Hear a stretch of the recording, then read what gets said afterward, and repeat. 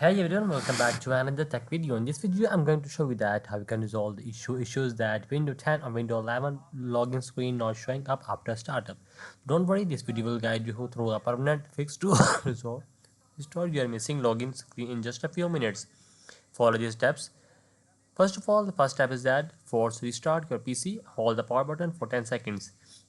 When the second step is that when Windows start, press Ctrl Alt Delete. If login appears, sign in automatically and normally. So if not, boot into the advanced startup options, go to the troubleshoot and also go into the advanced options and startup and repair it. And after that, open the command. For the fourth step is that open the command prompt admin. If you don't know where you just go, just right click on the start button and it's going to the admin terminal just like that, and you go to that and space that prompts. After that, if you still don't see the login screen, update or roll back your display driver in swipe mode.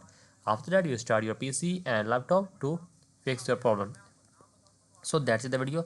Make sure you like our video and subscribe our channel for more upcoming solution of the Windows problem.